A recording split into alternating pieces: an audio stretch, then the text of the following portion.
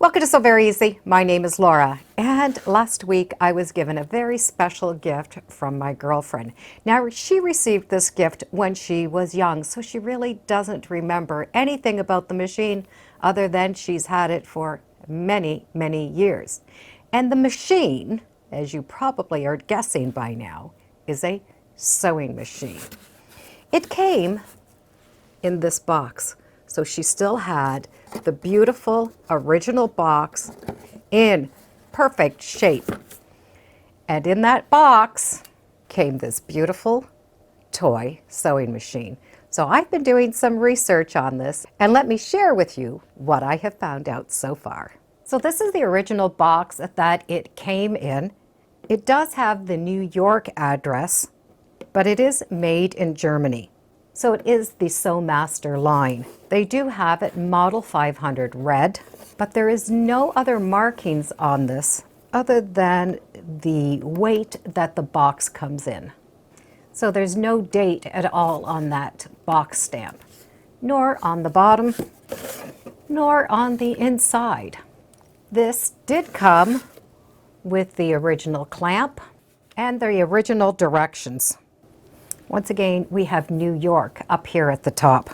So there's no identification here other than if it needs to be serviced, it goes back to New York. And if you want, you could send away with a self-addressed stamp envelope and have a dozen needles sent back to you. And there's no other information other than this here, which was printed in Germany, which once again says this machine was made in Germany. So here is this little machine. It is a thin tin machine. It's identified here. And right there, you can see Berlin, made in Germany, US zone. So we know this machine was made in Germany.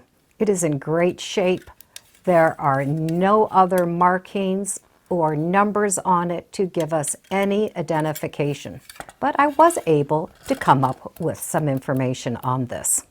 German-made toy sewing machines were made as early as the 1880s in Germany. There was 2 factories that produced them. And many machines were made. There were different models, and they were exported to other countries. The earlier machines were made with cast iron. The later ones were made with tin.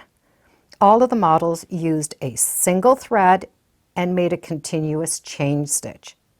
So after World War I and the Great Depression, these still were being produced, and they really didn't have a problem producing them.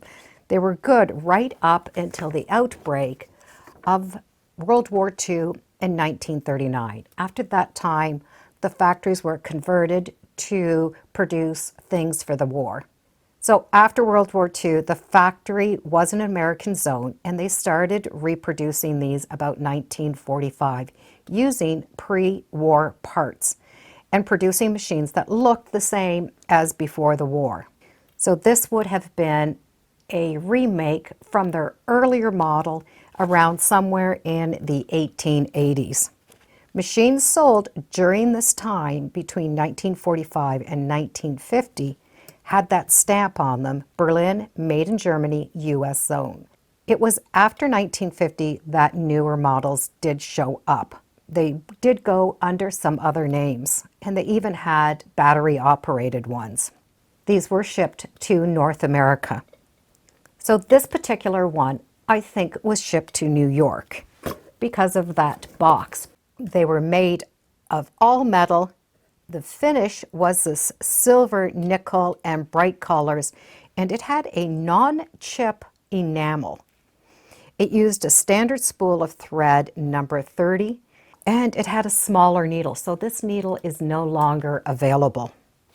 I do have a few ads that I was able to find, and this ad does have the address of Chicago and Gateway Engineering Company. So this could have been one that was actually made in Chicago.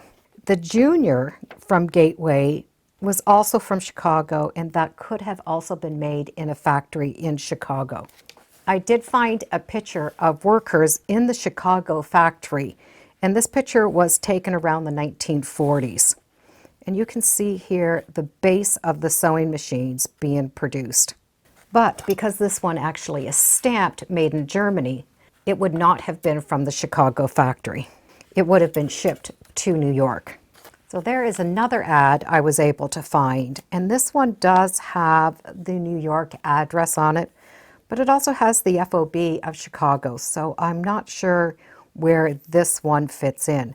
These machines were sold somewhere around $3 to $4, and this is how they came with the clamp, and there was nothing fancy about them. They were made to work and work for a long time, and they were shipped in very simple boxes. So the tension for this machine is up here, right here on the spool of thread. It goes through the first eye, up through here, the second eye, and then goes through the needle in this direction. This needle goes up and down, and there is a little hook that catches the thread. So the needle is not catching that hook, so I'm not sure if the hook is bent or the needle is just not put in properly.